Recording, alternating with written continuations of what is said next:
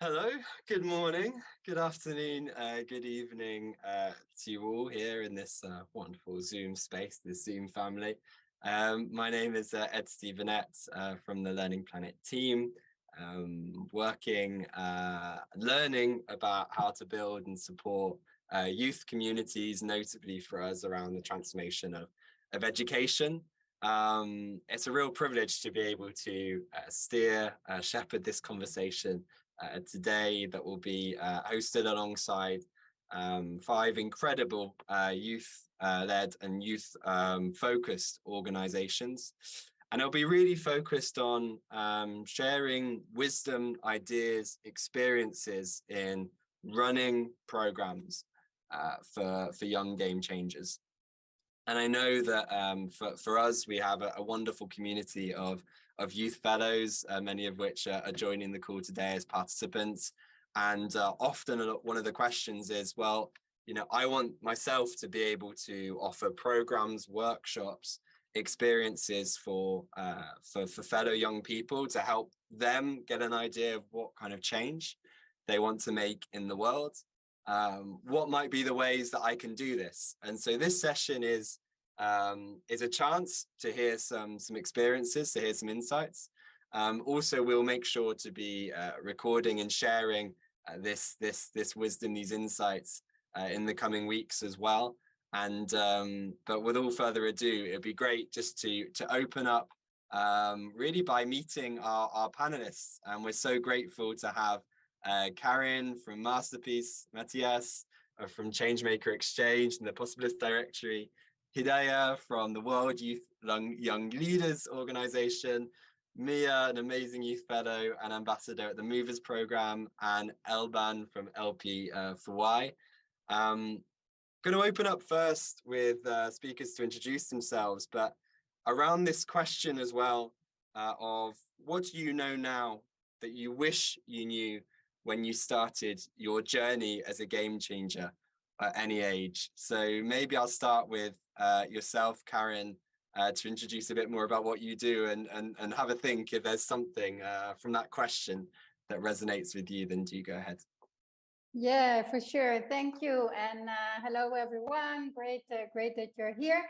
My name is Karin. I'm from Masterpiece, which is a global movement present in 40 countries, really supporting on the ground grassroots organizations, youngsters to make a change in their communities, from schools, from communities, really, any place within your surroundings where you can make a difference. And as an organization, we also really looking into scaling best practices. So we don't all have to invent the new ideas and all have to come up, how can I make a change? How can I tackle this challenge? But really to see what works in Kathmandu, can work in Nairobi, can work in Utrecht in the Netherlands. So we're really looking into how we can share experiences and exchange best ideas and help each other scale it. But also really connecting the ecosystem and really see, how we can get all partners involved. What I wish I knew before being a game changer, I think I'm over 10 to 15 years into youth empowerment now, and how, as young people, we can make a change around it. But if I'm looking back, I think sometimes in the beginning, you always think so big, or that you need to be somebody special, or you need to have this tool or talent to make a difference. But actually, which I maybe wanted to know from the beginning also is very simple. Everybody can make a change, so small. So never hesitate, your own talent, your own ability around you, that everybody is a change maker and everybody has such powerful talent. So this is one, I think, really important thing, which I wish, was more imprinted from the beginning. And maybe to add to that, also wish, what I knew before was also all the great trainings out there and how important it is to take care of your own well-being, meeting other people, take care of yourself as a game changer, because it's not always an easy job. But there's so many like-minded. So I wish, I would have known more about these great programs out there that you can connect to people, your community or beyond that are in the same field. So always try to look for this and find your fellows around the globe, because this really helps, and never forget to take care of yourself, taking care of others, like in the plane, put your mask first before putting it to the people next to you, I think also important thing. So that's for now, maybe a short intro and referring to this first question. Thanks so much, Karen, and I'm sure we'll get a bit of time in this session to hear more and rebound back on what you do, notably around this notion of building inner peace for game changers. We've spoken about this a lot, and you had a session as well last year looking at that. And maybe with that, I will pass the baton on to you, Mia, because I know that's a subject as well close to heart, and that will resonate. But if you introduce yourself, next, and that notion, what is it that you know now that you might have wished you knew when you began? That is so exciting, because I really wanted to stand up and clap when you said take care of yourself. I'm a big advocate for taking care of us first, but also of everybody else. Hi, Sheen. Yes, so I'm Mia Red Frog. I'm a student social worker and a digital activist, passionate about people, planet, and peace. And I'm representing two different spaces here today. One, the Movers program, 10,000 young people. So it's a little no pressure kind of thing. And also a cohort of lots of amazing youth fellows, some of whom are here today as a part of Learning Planet Youth Fellows. So what we do in the Movers program is conduct workshops, grassroots level workshops on all the sustainable development goals, also entrepreneurship, skilling, leadership, employment, all of that. So we have workshops on no poverty, gender equality, quality education, climate change, life underwater, life on Earth. And then we also have modules on what it means to be an ally for the LGBTQIA+ community. Also, how can we be our best self every day, protect us, protect others, and just be yourself and be everywhere. And all of these sessions or workshops happen in a 1 to 2 hour span, so you have time to sit down and chat, play the roles of villains, goodies, whoever, kind of understand what their role is, how it works, and then go back to who you are and then think. And all of this happens in different levels as well. So for example, for SDG 30, workshops happen in 4 different levels. And by the end of it, you become a mini expert of what climate change is, what is greenwashing, or how companies are creating doubt in you, or how does your actions create more harm, all of that. And I'm a big, big advocate for finding peace. That's how my journey started. I wasn't mentally healthy or happy. And then I decided to volunteer, sheer dumb luck, I should say. And then that really, really changed how I started to think, how I saw life. And in one way or the other, it's very responsible for me being happy, healthy, and alive today. So volunteering and helping others really, really changed my perspective. And something that I would have loved to know when I started would be the importance of learning. As Karen just said, when you start, you're all into the big deal. I want to make change, do that, do this. But then for me, I forgot the importance of learning. I stepped in the community because I wanted to create a mentally healthy space for myself and advocate for spaces like that. So I had some experience, but then the next jump was for climate action. And I didn't know much about it other than I turn off lights, don't waste water, I reuse, reduce, recycle. And I spoke and did lots of work with just that limited knowledge.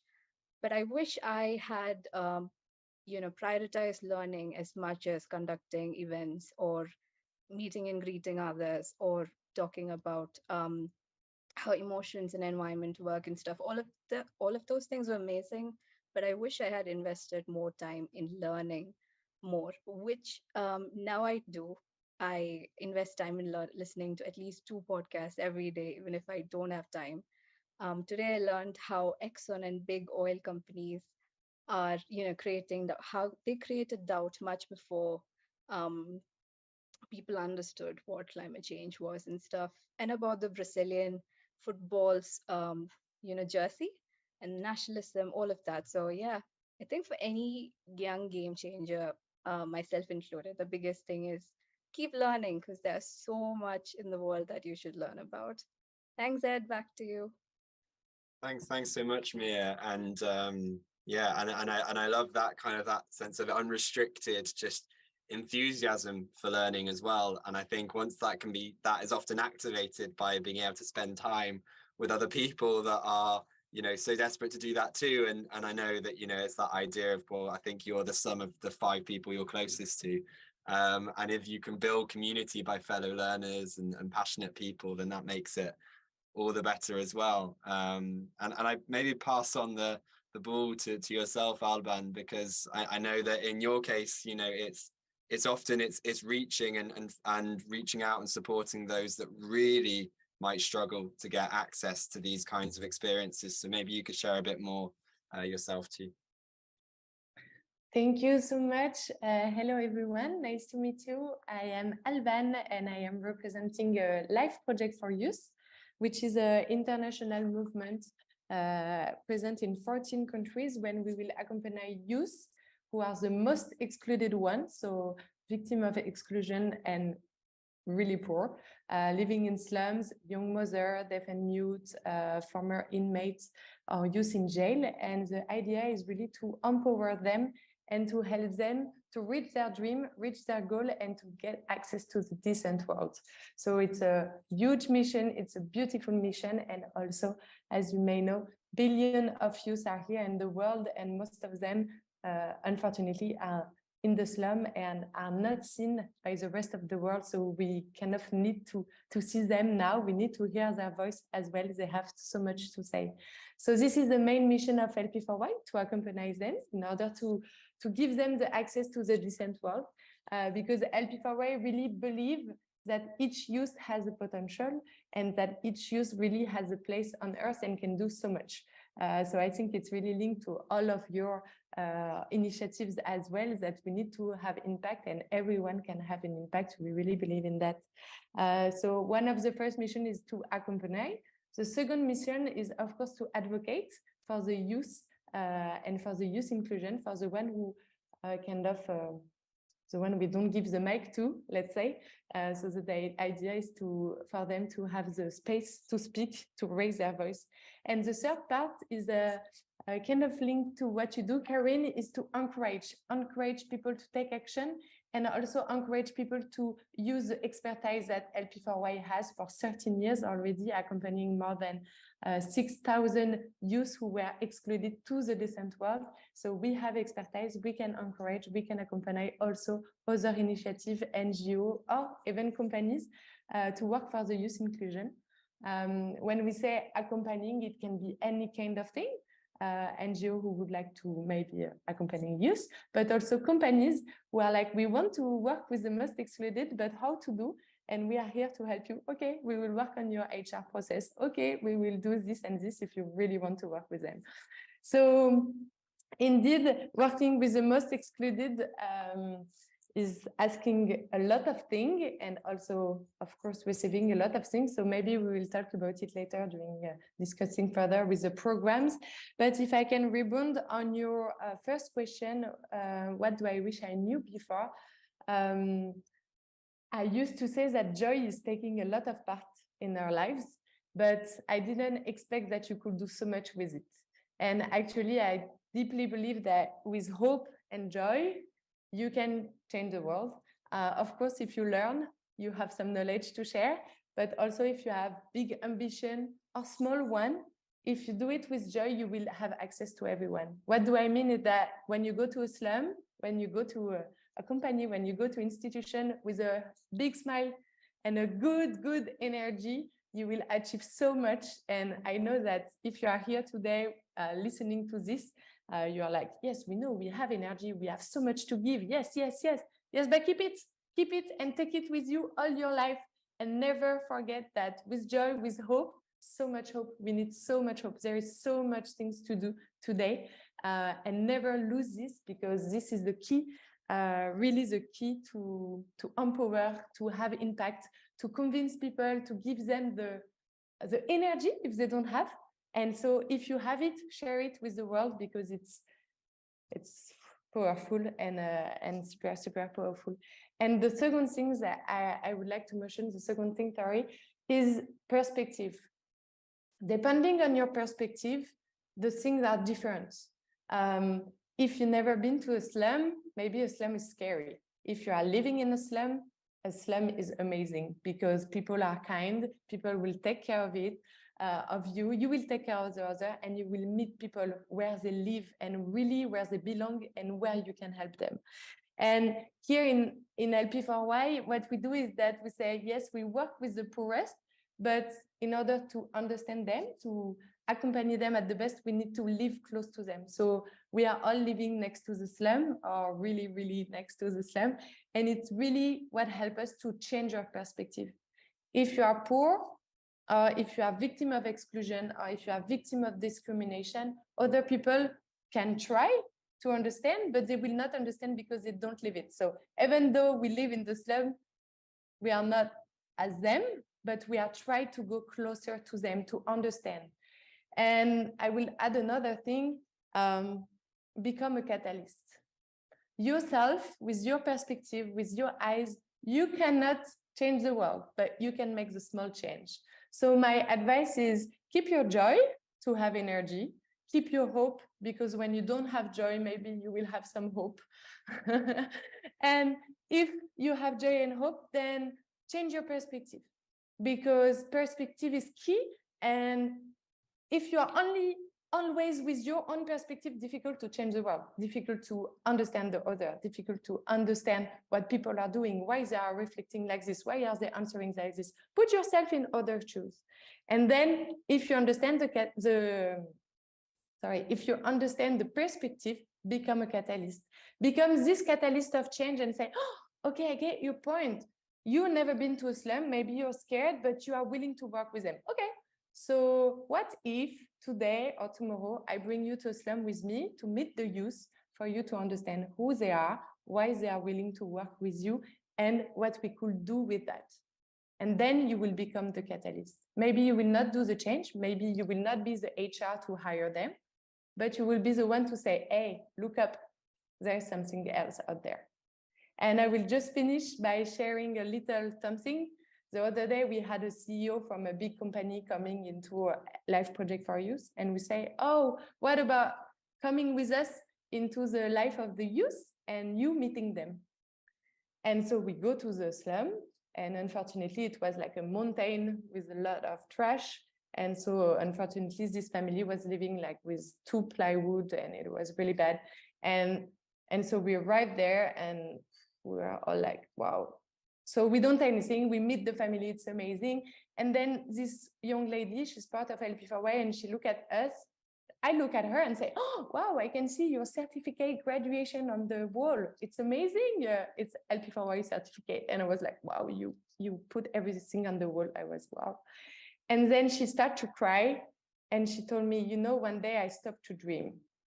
I saw I was not possible for me to dream, so I stopped dreaming. And so I was like, oh no, you cannot do that. Okay. And so I answered, okay, what could help you to dream again? So she said, maybe LP4Y, maybe blah, blah, blah.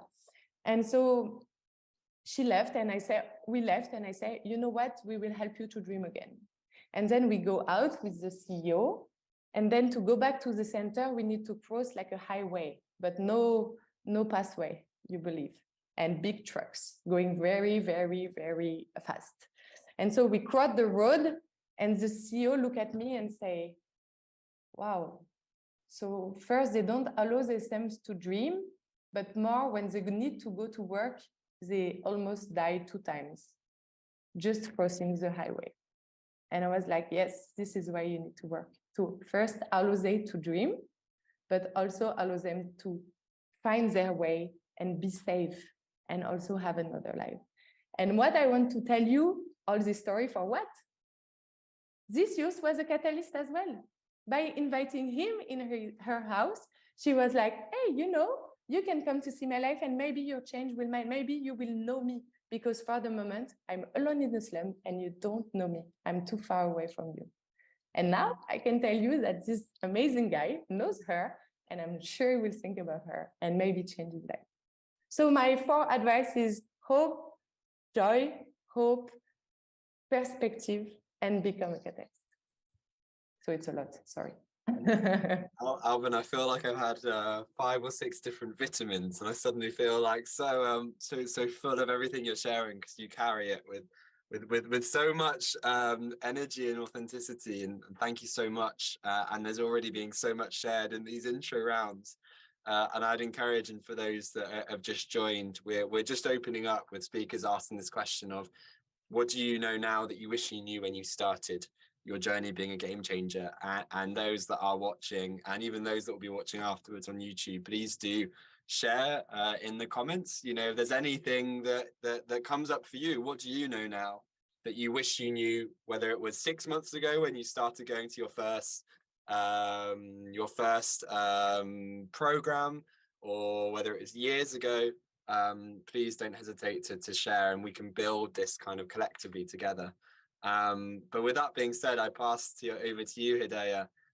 Do share with us a bit more about World Youth Leaders Organization, and yeah, what is the thing that you know now that you wish you could pass on, and that you wish you knew a bit earlier on?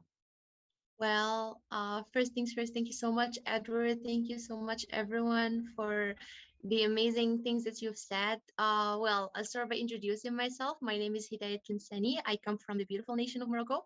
And yeah, I am the head of public relations and marketing team at the World Youth Leaders Organization.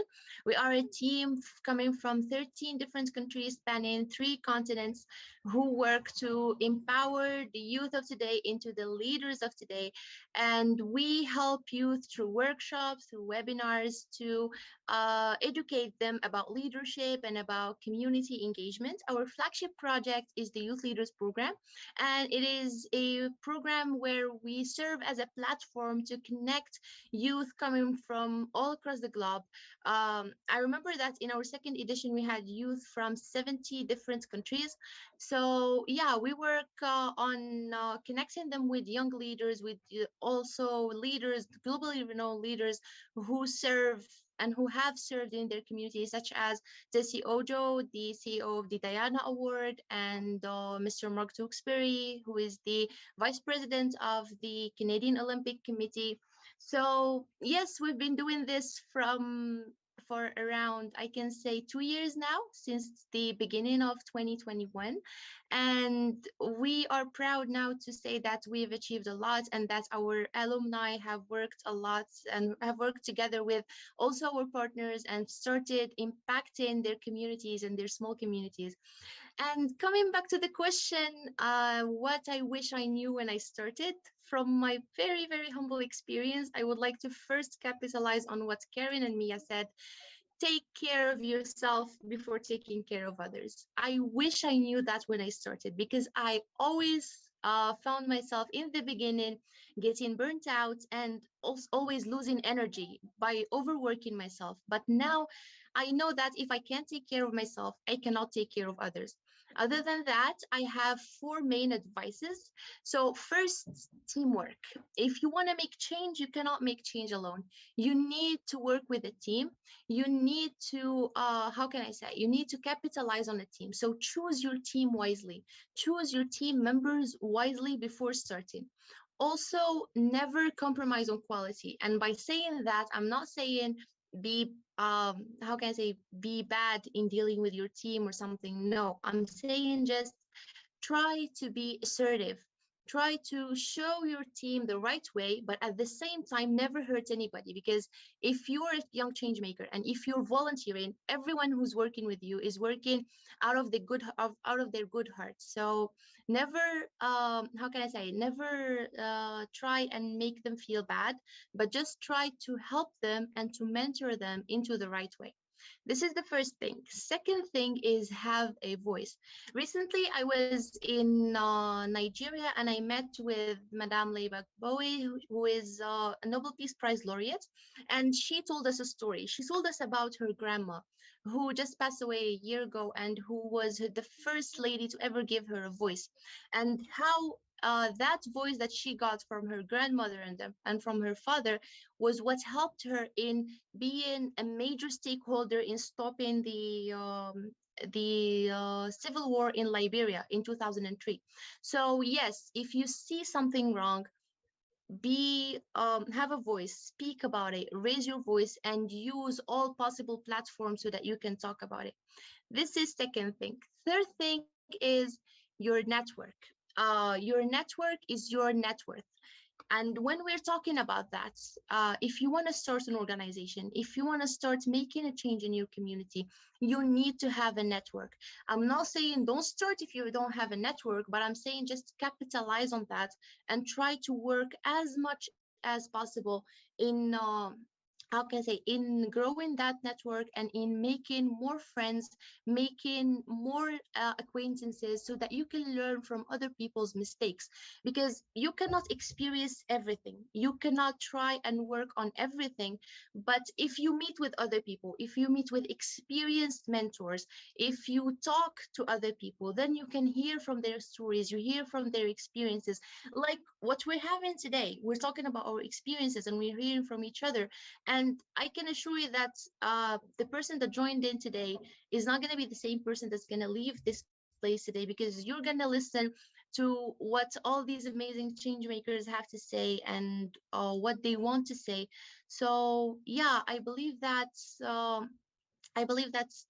growing your network is one of the main things that I wish I knew when I began, because in the beginning I was like, well, I can work and people will notice me and then it's gonna be okay. But no, you need to go and look for that network and you need to go to and grow it yourself. And finally, this is a more technical thing. So generally, I work in programs that are mainly related to education, generally at the Youth Leaders Program and also at other programs here in Morocco, for example, with the Youth Policy Center.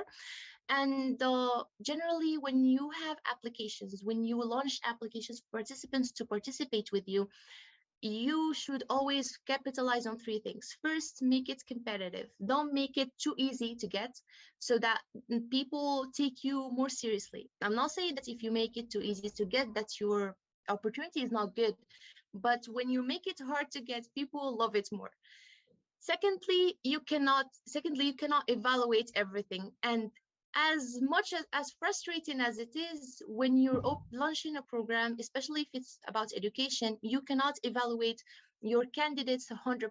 You're always going to have a candidate or an applicant or two, or like a participant or two who are not as you expected them. So never get frustrated with that. Try your best to evaluate, but even if you find a problem here or there, don't feel bad about it. This happened to me with my work within Wilo and also like within the YPC, which are one online platform and one offline platform, and you always can notice the same thing. And thirdly is how to use interviews. Don't just give applications like that. Don't just launch applications and then just collect data from forms, because that's not enough at all. So yeah, I believe these are the four things I wish I knew when I just started. I believe I went more technical, more than Alban, Karen, or Mia went, but I just love how each of us gave something from a different perspective. And yeah, back to you, Edward. Thanks so much, Adair. Yeah, and it's great. This is one of the goals of being able to gather these different perspectives as well, and also having people that are at engaging with young game changer programs from a different perspective. So your perspective is really, for instance, around marketing and communication, and I think that really comes across as well. And I think it's so important to have these multiple viewpoints. And also I think what you shared as well about the every experience could be a potential game-changing learning opportunity. And you said this after this conversation, we might be different in one way, shape or form or another, and one of an amazing mentor said to me is, after every meaningful conversation that you feel you have, and a meaningful conversation can just be something that has triggered something in your head that thinks, I should reflect on that a bit more. If you give that conversation a chapter title, or if you say, you know, what is the title I like to give to this conversation, just to kind of lodge it in my head that bit longer, then that can really help to lead to that slow process of transformation. But yeah, I really resonated with what you shared, and also about, you know, finding your network, because this space is so such an overwhelming space, but navigating through the network is so key. And it's why I think it's great that, Matthias, you have the final word, you know, with leading Changemaker Exchange, but this wider Possibilist Directory as well, helping to make young people make sense of these opportunities for change making. Would love to give you the floor to close off this intro round. Thank you, Edward. And thank you, everyone, to my fellow speakers. This was beautiful points, and I can resonate with all of them and want to echo them. My name's Matthias. I'm calling in from Berlin today, and I spent a good 10 plus years of my professional life with Ashoka, a global network of social entrepreneurs. And for the past few years, I have the pleasure of being part of the team behind Changemaker Exchange, which is a global community of young changemakers, activists, and social entrepreneurs. And we try to give them access to very safe or safer spaces where they can connect as human beings and learn from each other, collaborate, share resources. And we also are the initiators of the Possibilists, which is a global alliance of youth, young changemaker focused organizations. And together, we are trying to create the scientific data required to make sense of the work that we do. And I want to encourage you all to check out our latest study on thepossibilists.org. I've just popped a few links in the chat box below, where we uncovered the levels of exhaustion, lack of funding, lack of support that young changemakers face, despite the incredible positive impact that they create. And I think it's the starting point and the cry for changes in the ecosystem and in the conditions that young people face around the world. And we want it to be, a little boost to that conversation. And I hope you enjoy it. And it also includes the directory that you spoke about, Edward, which is just a growing list of offers for young people out there that is openly accessible to everyone, including seed funding opportunities, grant-making organizations, capacity building programs, and more. To your question about what do I wish I knew back then that I know now, I want to really echo that point about well-being. It was my first on the list as well. You can't do well if you're not well. Take care of yourself. Have your friends and your hobbies and your things outside of work. It's really very crucial to keep that balance. I think that argument that you made, Hidayah, about the network and the support is super important.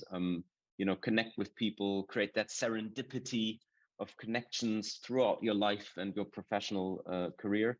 And I also want to add one last point here, which is about sharing power and sharing resources. We kind of live in this paradigm of thinking that if you share your power, you lose it. It's a zero-sum game. Something other people gain it. I think it's the exact opposite. Power is growing for everyone if you share it, and be the ally that you wish you had when you were younger. And it's going to come back to you 1,000-fold. So give people spaces, invite them to your panels. If you are in a place of privilege, power, resource, do share it. It's going to be for the good of everyone, including yourself. And so those are maybe just a few thoughts I'd love to contribute. Thank you, Edward. Thanks so much. And definitely sharing that space is so true. A shout out to Amban from World Youth Leaders Organization, who I reached out to speak. And the first thing he responded was with, well, actually, can I give this space to somebody else? And so thanks. And that's where Hidayah comes in. And I think that is something that we can practice just in the small actions as well as the big ones. That really makes a difference. And that leads to what you mentioned, Hidayah, that every experience that we observe around us can potentially lead to some form of transformation.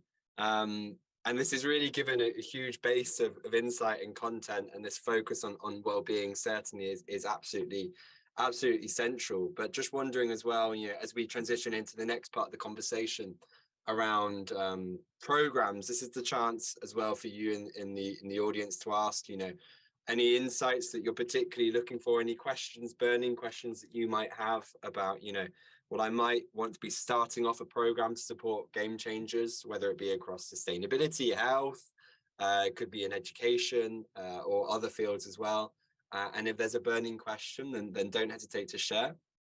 But in the meantime, it'd be great to go back. Maybe we do in reverse order. And Matthias, if we can hear from you a bit more, I mean, not just from your current experience, but you've done this, as you said, for many years with the Ashoka as well. What have just been some things that have come up as learnings across this journey, not of just creating the programs, but then helping to give visibility to other programs as well on this journey? Yeah, no, thank you. This is a question that's very dear to my heart and that of everyone on our team. And I think at its essence and at the core, what I would love to share is that it's about the people, and you need to start with them as individual humans and as living and breathing and sensing and emotional beings, and not so much about the content and the capacity and the knowledge. That is obviously something that's required as well. But do start with opening a space where people can come and be themselves, connect, share about who they are, connect with one another, live and experience that human connection that will be the basis for trust, which will be the basis for sharing, which will be the basis for learning, which will be the basis for growing. And I think it needs to start with us as human beings and us connecting. And so we try and build an element of that into everything that we do. We would never jump the queue and start with, come on, everybody, work on your project plans and your business plans and do ABC, chop, chop, chop. But, let's breathe, let's arrive, let's check in, let's be who we are and connect as human beings. I think that's really, really important at the beginning. And I also think that while there is great legitimacy and need for accelerators and incubators and the more sort of, input knowledge, method-driven support out there, I would love to encourage everyone, including myself every day, to not add further pressure to people who are already doing their best and on the brink of exhaustion in many cases. Making a positive change is a hard path to choose. It's a lot of fun and it's very fulfilling, but it's also very hard. And what we're always trying to do is to really, really ask ourselves very honestly, what is it that they truly need, the people that we support and work with? And how can we make sure that we do that in a way that is really, truly empowering, and we're not driving something because we think it's what people need and sort of ask them to fill out super long applications and, submit this and to that deadline. But, let's all relax a little, support one another, be there for one another, and not add further pressure to an already pressurized ecosystem and world generally. And so, safe space where people connect and the rest kind of follows, I think is maybe the summary of what I would love to share. Thanks so much. And it what emerges as well, I think, and with a lot of us, I think everyone's passionate about the notion of co-creation, but sometimes the mistake I've taken is that co-creation means instantly action, and you're thinking initially of the process and not, what are the seeds that you need to plant to give the space that then allows co-creation to grow, and that it can be easy to complexify, complicate the process before just accepting that we're all people that need space to allow things to germinate and to emerge. And that really, I think, comes across in what you share. And I'd be curious, and I am going in a bit of a different order here, but Karen as well, because your focus has been in many ways around notion of inner peace and creating the conditions for inner peace as well for change. Maybe you could rebound on what you've gathered or learned from your experience and time putting into place programs.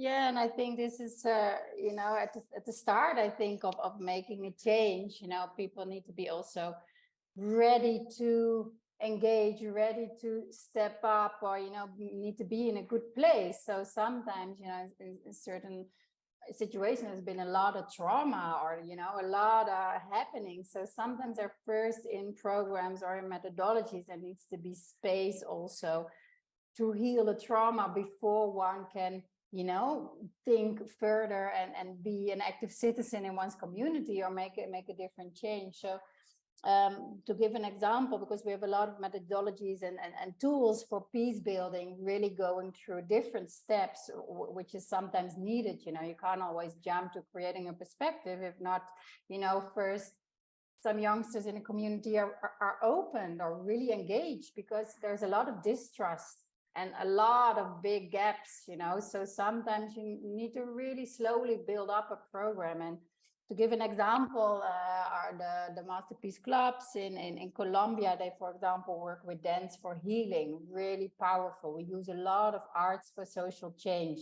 So it can be play, it can be art, it can be sports, but really, you know, as a first step, bringing people, you know, finding trust in oneself also again, and then, you know, move towards connecting with one another. So it's always, you know, getting trust in yourself, then getting trust in the other, and then really look into further empowering and building perspective for youngsters in the community, and then linking them, of course, to a bigger network around it. So yeah, I think there, you know, it's really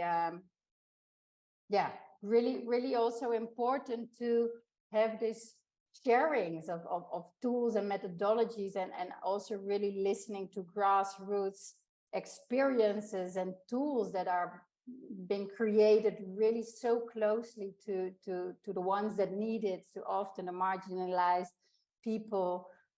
So there, I think, you know, global organizations like Masterpiece come in to really more scale these great things that have been created on the ground. And I think there, to also go into the co-creation, what we find so important, that we really co-create together. Because, you know, if volunteer land was to be a land, it would be the third biggest country in the world. So imagine, you know, if we come together, what we can accomplish to really, you know, change the world with the positive actions. You know, there's a lot of bad things and challenges out there, but if we, you know, unite and, you know, bring all our strengths together, the change we can make, and really turning the things around for the ones that need it.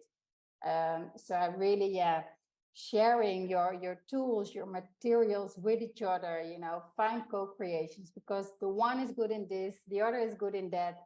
So really, you know, let's bring it together, you know, don't be scared of the competition, I think, much as you also mentioned, but really, you know, come together in making this change, because it is needed, you know, and it's not even, you know, started to look a lot better in some ways over the past year. So we, I think, as organizations also need to step up our game to, you know, change certain ways of working and come together.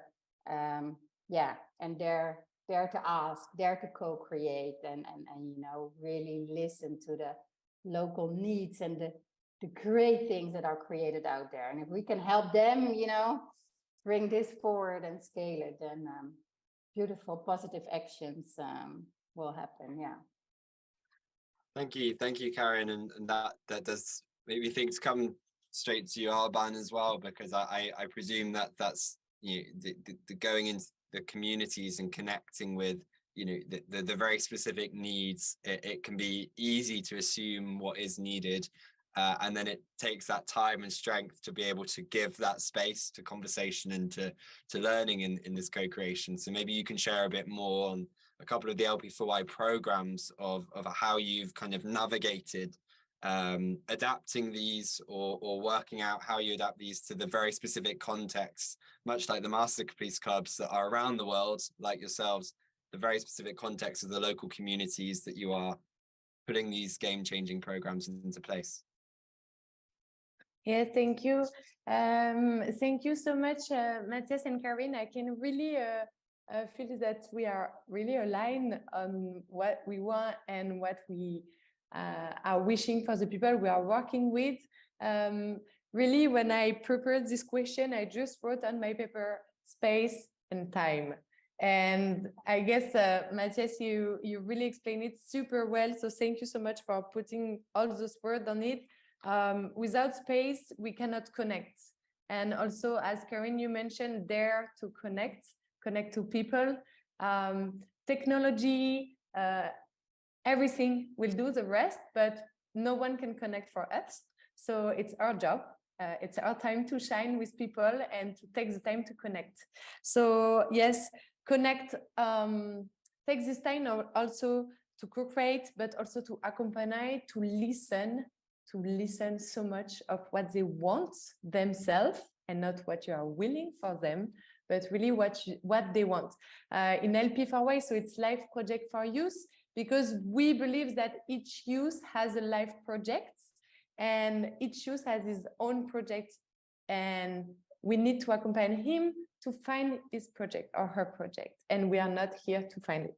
So this demands time, from one day living in the slum and the other, okay, let's maybe find you a decent work. You cannot say, what do you want to do? No, you need some exposure. You need some professional exposure. You need to understand the codes. And all of this, we propose it during 6 months program of coaching, when they will have some professional exposure to see, to understand, to do step by step, to visit the companies, to do some internship and all. But they also will start with their professional skills. So at the end of the 6 months, we would like them to be ready for their professional integration. So they need to acquire skills and they need to develop an activity to develop their soft skills. Why not hard skills? Soft skills only, because we believe that when you have soft skills, you can choose any kind of job. If you are good in public speaking, if you are confident, if you know how to work with a team, if you are critical thinking, if you are open-minded, solution-oriented, and after, the company will do the rest. So we are really focusing on soft skills. And in order for them to acquire the soft skills, we believe also that they are catalysts. So they will have an advocacy activity and they will raise awareness to their own community. So they will also give time to their community, even though they were the poorest of the poorest. Now they will give knowledge in order to acquire skill and after to be ready for their professional integration.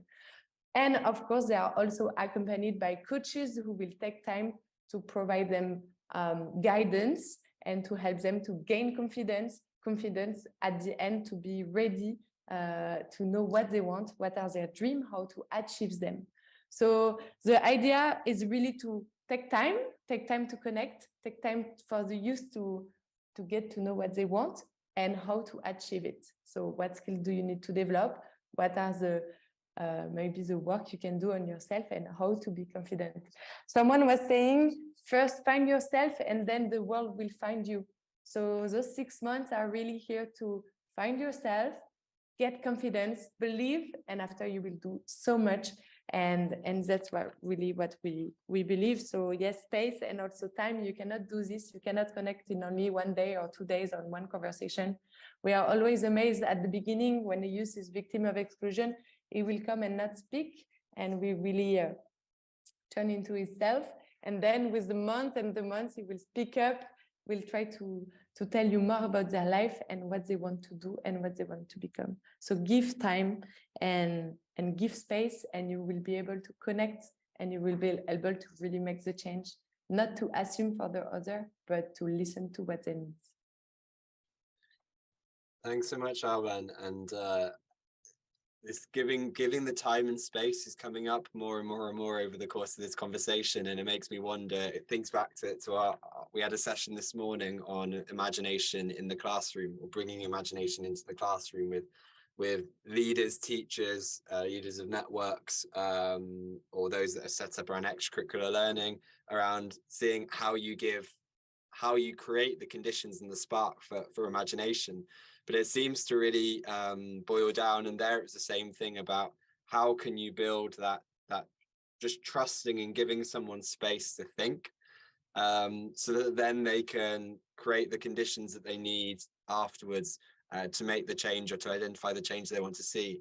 Just by doing that, it requires a lot of nerve that seems to not often come into the formal education system, but is a huge way in which game-changing organizations can help. And Mia, maybe that's a good segue for you too, because I think with movers, as I've understood, it's in many ways it is just giving that time, that space to really discuss about issues that we know are important, but we don't yet maybe know why they're important to us. So maybe you can share a bit more about your learnings through that.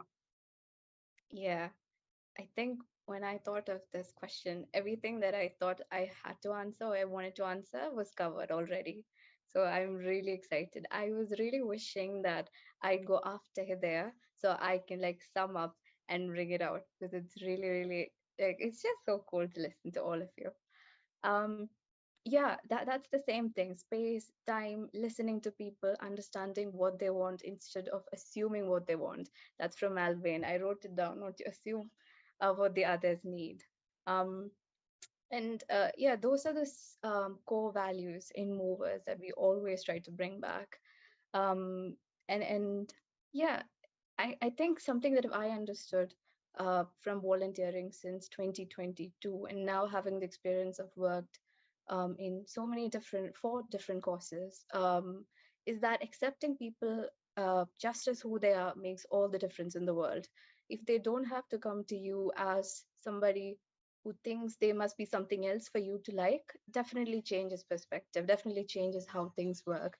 If they can come to you believing that you're a safe space, that doesn't that doesn't judge, a space that suspends judgment of all kind, a space that listens, then the space is going to last, and space in the moment is going to last for a longer time. Also, having the flexibility to change things whenever needed, that's something that we prioritize on movers. Many times there's no one size fits all approach. There's still space and gap for different things. So when we talk about climate action, for example, what works in my country may not be what works in yours. So then we give a space for people to say, okay, you can insert your own scenario here, your own personal experience here, and then they co-create. So then things change, and then they can take ownership. As I said before, some of our modules, like almost everything is 2 hours, but then we say, okay, maybe that cannot happen in 2 hours. Do it in half an hour. Just remove what you don't need and fit it to your need, and then it changes as well. And from my personal experience, something that I have unconsciously followed is try new things, and that's only how you learn more about yourself. As I said, I'm an advocate. I'm passionate about people, planet, and peace. I can say that very confidently because I've have the experience of working in sexual and reproductive health, children's rights, gender equality, quality education, environment and sustainability, ocean advocacy, anti-deep sea mining advocacy, and so much more. But I suffer from imposter syndrome. So many times my brain is telling me, you suck. You don't have the ability to do all these things. And from what I've heard, many of us suffer from imposter syndromes at different levels. Some of us on level 0, some of us on level 10. But try new things. If it doesn't work, it doesn't. If it works, it works. And at the end of the day, you also have the chance to realize, why do I like this? Why don't I like this? Okay, how passionate am I about a cause? Or what aspect of this cause makes me excited? And as somebody who's 20 and sooner or later looking for employment, something that I've realized is there's people and aspects of people. Like, because of the opportunities, experiences, I've learned what micromanagement is. I've learned sometimes it's difficult to work with people. Some criticisms will be taken personally. Some things that you get will be taken personally. So then having all these chances, experience, opportunities, and then trying will help you define what you are, how you would like to work. And it's design thinking, basically. Try. Sometimes it's a success, sometimes it's not, but at the end of the day, you still learn. And speaking about co-creation, there's one more aspect of it, which is you never walk into a space knowing everything. That's something that I think a lot. How can I apply for this position? I don't know everything. Like, they might ask me for 3 years experience with Excel. Maybe I have 2 months and sorry, 2 years and 9 months, and I go, oh my gosh, I wish I had 3 years. I would have nailed that. No, you will never know everything, but then join in with the experience that you have. And if you have an amazing team, you will stick there, and then it's more you learn. If you don't have an amazing team, then that is not your cup of tea. And there are many other flavors of tea waiting for you. Thanks, Ed. 100%. That's a great analogy. I think I'm going to carry that one with me as well. Hidayah, do you want to round off with, yeah, where does it come in for you? The programs that you're putting into place. You've already gone into the technical side, and don't hesitate to get even more technical as well. But what have you been learning through this journey? Well. I actually was going to say exactly what Mia just said. she she wanted to go after me, but like, I love that I got the opportunity to kind of sum up everything. First things first, I cannot agree more on what all of you guys have said regarding time and space, and especially creating a safe space for your team to work in, especially when we're working in a diverse team. For example, in Wilo, we are from 3 different continents, not just even like three different countries. So there are a lot of differences in culture, in backgrounds, but we managed to create a safe space. And what I can say is that for 2 things, you can create a safe space, for me at least, is first to set a vision. Because when you set a vision, you unify your team to follow that vision. And I've seen this, and how can I say? Alban mentioned something about trainings and how you guys get people into the mindset of the organization. And I believe that following the idea and not the person is what guarantees the sustainability of any organization. My mentor once told me that from the Youth Policy Center, he told me that when you create an organization and you make it center around the person, when the person leaves, the organization is going to fall, and the activity and the action is going to fall. So always try, when you want to start and when you want to do anything, try to make your team believe in your idea, believe in what you want to do, not in they can believe in you, but like through your idea, not just in you as a person. Like, I don't want my team to believe in Hidayah, who is a lady from Morocco. No, I want the team to believe in Hidayah, who has a vision to change education system, for example. Second thing is to capitalize on values. When people share values, they can all work together towards how can I say, towards a better future, and towards growing that organization and growing that activity. This is like first thing. Second thing is what Mia said about trying new things until you find what you like. There is a concept in marketing which is called finding your niche. So when you find your niche in market, when you want to create content, you need to find a niche, which is a kind of a group that will follow what you provide for them. For example, my niche is education, for example, people who are interested in education and in public policy analysis, for example. So when I find that, I can work on that and I can capitalize on that. So there are two ways to find your niche. First is for you to see what works best for you and just work on that over and over and over and over again until you get famous online, for example, on TikTok, until you get famous, and then you keep going with whatever got you famous. Or you can do something. You can try as many things as possible, which, for example, I can give you an example. For example, I don't know which content I would like to create. I just want to create content. So I can, for example, today post a dance video. It's as silly as that. Tomorrow, post a video talking about 3 tips, for example, to succeed in your driving license exam. The third day, for example, a video maybe explaining how to recycle something. So you try as many things as possible until one video clicks, and then it goes viral, and then you can work on that over and over and over again. When we apply this concept on change making, so you have one of 2 choices. First, you can either you know what you want. For example, I'm passionate about education. So for me, yes, it's interesting, for example, from time to time to try something else, but I know that mainly I'm going to be working in education.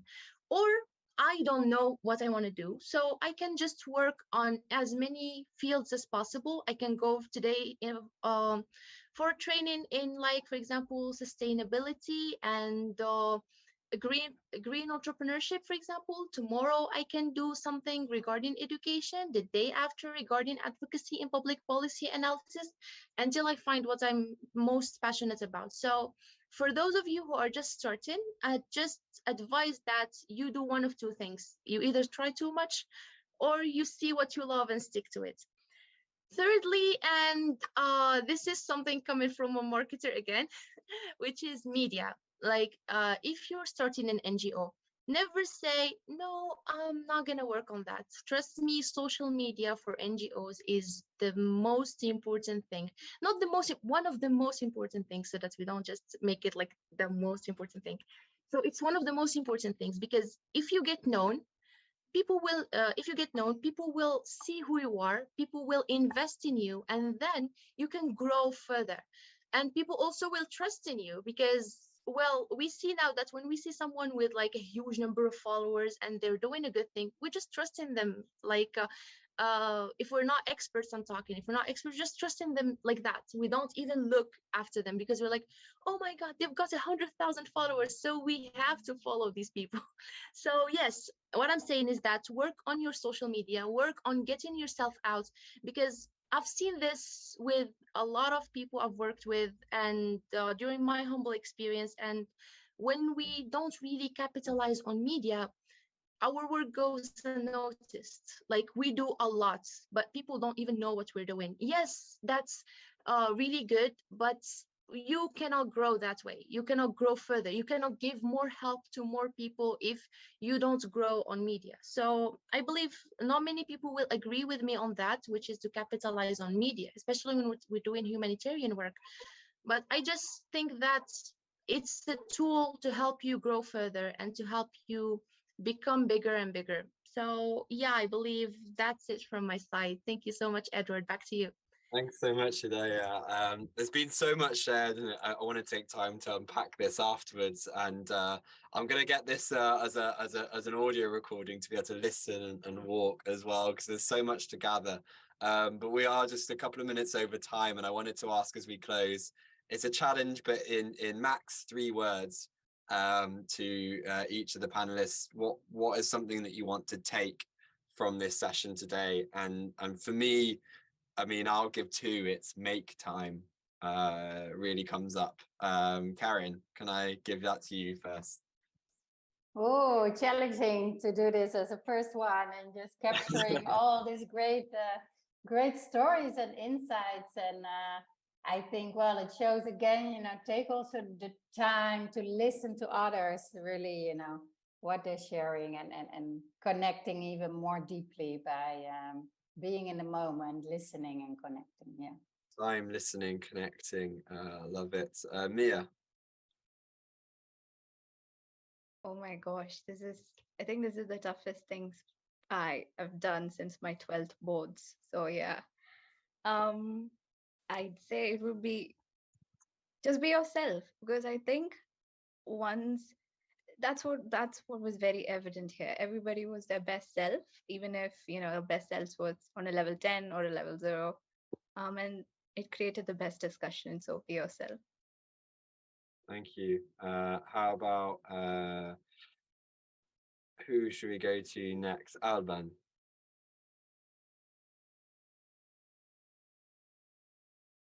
Three words. Thank you. Yes, it was a super great sharing. Thank you so much. It was really inspiring. I think I will keep with me all the safe space that you mentioned. Mention safe space for others to grow and for yourself as well to grow. So yes, it was really inspiring. Thank you. Thanks. Yourself, Hidayah? Well, this is very challenging, because there is a lot I want to take with me from today. I can say, if it's one thing, is spread joy around you, spread joy wherever you are. And yeah, that should help you. And Matthias to close. Yeah, thank you. For me, the 3 words would be well-being. Start with yourself. It would be connection, connect with others, build your networks, help other people connect with other people, and maybe co-creation, you know, go and do these things with others, build allies, build networks, don't walk the walk alone. It's much more fun together with other people, just like this lovely group of people. Thank you. Thanks so much, Matthias. And on that note, maybe the first thing you can do is click on the Possibilist directory and you'll get a sense of how to navigate through this space as well.